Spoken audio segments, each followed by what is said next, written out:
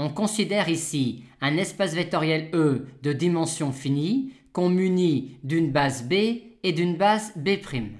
Qu'appelle-t-on alors matrice de passage de B dans B' que l'on note ainsi?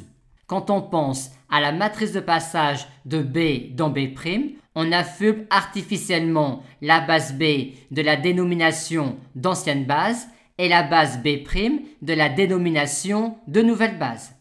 Et on dit alors que la matrice de passage de l'ancienne base dans la nouvelle base s'obtient en écrivant les nouveaux vecteurs en fonction des anciens. Mais cette matrice-là est également la matrice que l'on écrit quand on écrit la matrice de l'identité de E muni de la base B' dans E muni de la base B. En effet, quand on écrit la matrice de cette application linéaire-là, on écrit les composantes dans la base B, des images des vecteurs de la base B' par l'identité, c'est-à-dire des vecteurs de la base B'. Ainsi, la matrice de passage de B dans B' est la matrice de l'identité quand on munit E au départ de la base B' et à l'arrivée de la base B. Et cette vision-là de la matrice de passage de B dans B' va nous servir pour écrire les relations qui vont suivre. Déjà, avec cette vision-là, on a vu que l'identité de E muni de B dans E muni de B' est la bijection réciproque de cette application linéaire-là, que la matrice de passage de B' dans B est la matrice inverse de la matrice de passage de B dans B'. Grâce à la matrice de passage de B dans B', on va relier les composants d'un vecteur x de E dans B à celle du vecteur x dans B'. Cette colonne-là s'obtient en appliquant à cette colonne-là la matrice de cette application linéaire-là. On a donc grand X égale Px' et donc x' égale P-1x. Maintenant, grâce à la matrice de passage de B dans B', on va relier la matrice d'un endomorphisme F de E quand on munit E de la base B et la matrice de l'endomorphisme F quand on munit cette fois-ci E de la base B'.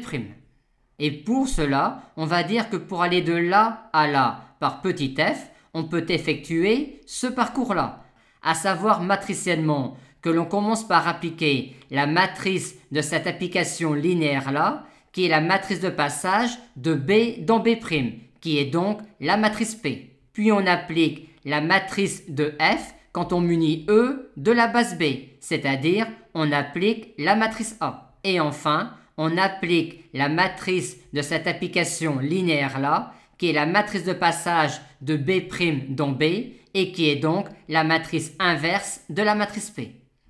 De manière mnémotechnique, on voit que si on note P, la matrice de passage de B dans B', on a alors x' égale P-1x et T qui est égal à P-1 à P.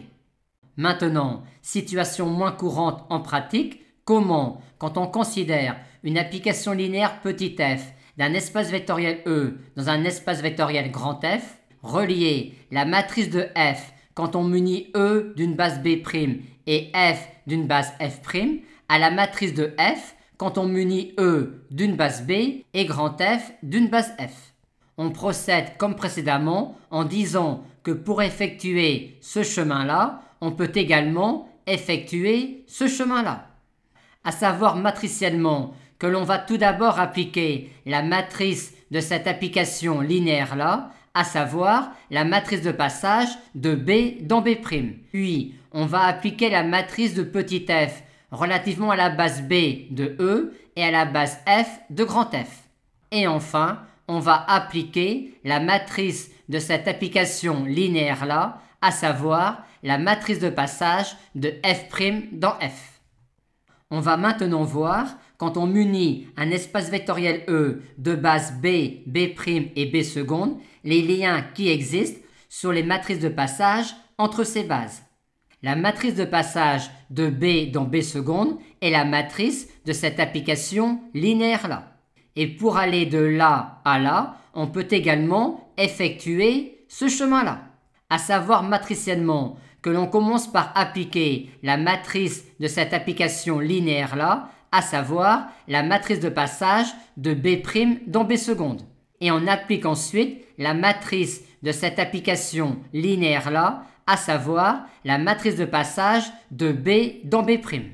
Aussi, la matrice de passage de B dans B seconde est-elle égale à la matrice de passage de B dans B' multipliée par la matrice de passage de B' dans B seconde.